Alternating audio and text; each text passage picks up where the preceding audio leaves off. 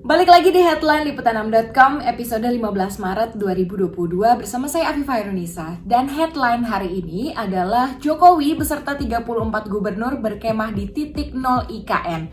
Apakah poin pentingnya? Selengkapnya.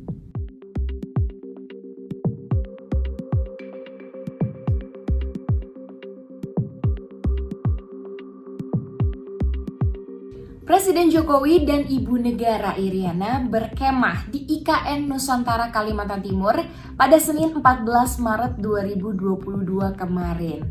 Hal ini dilakukan sebagai upaya untuk membiasakan diri dengan konsep Smart Forest City. Tenaga ahli utama kantor staf Presiden, Wendy Tutorong, mengungkap bahwa berkemahnya Jokowi di titik nol IKN ini sebagai bentuk kesungguhan Presiden dalam mengawal kelancaran dan kesuksesan pembangunan IKN.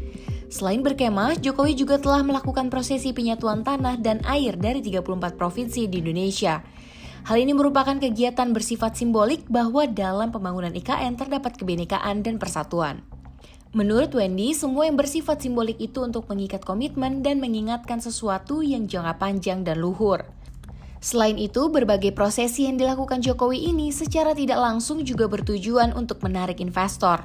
Prosesi ini menunjukkan bahwa semua pemangku kepentingan seperti pemerintah pusat dan daerah bersatu dan berkolaborasi untuk mensukseskan pembangunan IKN. Lantas, apakah yang menjadi poin penting dalam aksi Jokowi ini? Pengamat komunikasi politik dari Universitas Padjadjaran Kunto Adiwibowo mengungkap jika berkemah yang dilakukan Jokowi tersebut sebagai komitmen untuk mempercepat pembangunan IKN.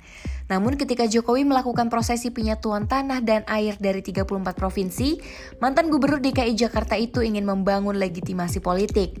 Walaupun Jokowi menggunakan cara berpikir seperti dari zaman kerajaan-kerajaan kuno. Sementara itu, ekonom Indef Nailul Huda menilai berkemah di titik nol IKN yang dilakukan Presiden Joko Widodo adalah ritual yang sama sekali tidak penting. Bahkan menurutnya acara ini justru bisa disalahartikan oleh investor yang ingin menanamkan modalnya ke IKN. Ia menjelaskan untuk menarik investor dibutuhkan komitmen dari pemerintah, bukan seremonial melakukan kemah beberapa hari di ibu kota negara baru. Menurutnya hal itu hanya akan menimbulkan pertanyaan bagi investor tentang langkah pemerintah. Sementara itu, Ketua Pariwisata dan Ekonomi Kreatif Asosiasi Pengusaha Indonesia atau APindo, Maulana Yusran mengatakan pemerintah perlu membuat strategi agar bisa menggait investor lokal maupun investor asing dan menuangkannya ke dalam sebuah kebijakan. Menurut sosok yang juga menjabat sebagai Sekretaris Jenderal Perhimpunan Hotel dan Restoran Indonesia, keputusan investor nanti tergantung dengan apa yang bakal didapat dengan berinvestasi di IKN Nusantara.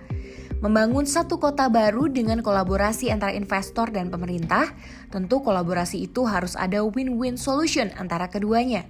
Pemerintah juga perlu menganalisa dari sisi perencanaan proyeknya, apakah pembangunan ibu kota negara bisa memberikan keyakinan tinggi bagi pihak investor. Sekian headline Liputan6.com hari ini. Saya Afifah Irunisa pamit. Jangan lupa untuk jaga protokol kesehatan, stay safe and stay healthy. Bye!